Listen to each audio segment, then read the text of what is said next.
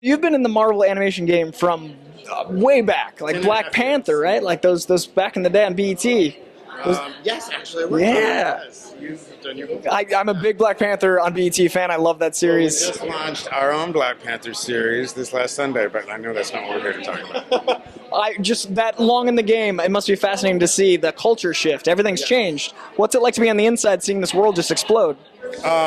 What's interesting is not just the variety and diversity of characters that have presented themselves as relevant to the audience, but the way the audience has changed, specifically with children, in terms of what they're excited to see and what they enjoy watching. Right. Is it the amount of the Easter eggs you can bring? Is it the awareness of the characters? Is the like the Spider-Gwens of the world? What's the most exciting for you as a creator? Oh boy. So I'm a big Marvel fan. I have been since the age of 10. Yeah. So some characters like Captain Marvel, I'm a big Carol Danvers fan.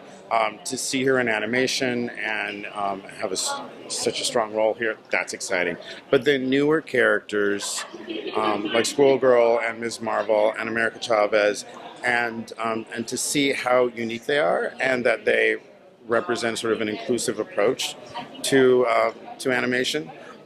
But then work with girls and talk to girls and see that they embrace all these characters and the differences that they might have from them, or the representation that those characters of color or different backgrounds bring to the table is all very welcomed by the audience.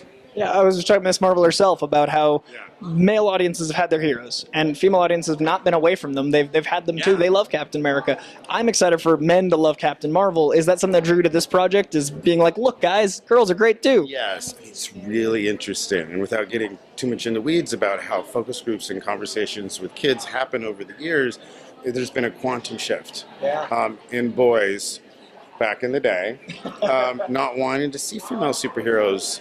They didn't want their chocolate in their peanut butter.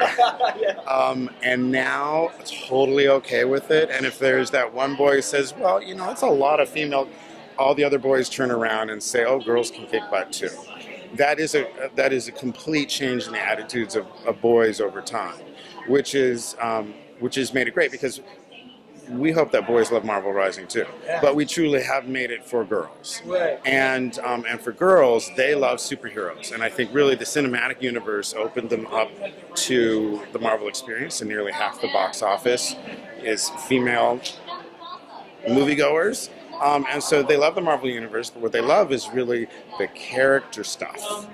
They like the action stuff too, perfectly enjoyable, the humor's great, but the complex relationships and the friendships and the connections between the characters, even the conflict and how that conflict is resolved, that's what they really get into on top of the action adventure. The Mjolnir scene in Avengers versus just blowing up stuff. Like there's so much merit in the interactivity. Yes. I love that faith in humanity is being restored. These focus groups evolving. That's amazing. It really is. And yeah. No. It's a zeitgeist shift. The world gets a little crazy, and narratives about certain kinds of people, go on, and it's a little disturbing. And then you have something like this, and all kids and boys and moms who've seen it embraced it in our discussions and our research, and it makes you very happy. That makes me happy. Yeah, that's a good sign. Final question for you. You've been in this for so long. What drew you initially? You said you're a Marvel fan since 10. What drew you to the animation side that you wanted to bring these characters to life in this format? Well, it's an interesting story. I used to make Barbie movies, and I worked on a project called Monster High before I left Mattel, and Marvel wanted me to do stuff for younger kids and girls, and it really has taken this long for us to have all the lines of business and all of our partners behind it and do all the research and find out what girls want and then craft something very carefully that works not just for girls but for boys as well, but craft something that represents themes and messages that girls wanted to see, and here we are finally. Yeah, it's a long game win. That's huge. Congratulations. Takes a long time. Yeah, and like you said, everything's changing and you get to see it. And Ultimate Spider-Man's a personal favorite, so I love your work. I really appreciate it, man. Thank you so much for all you've done. Appreciate it. Pleasure.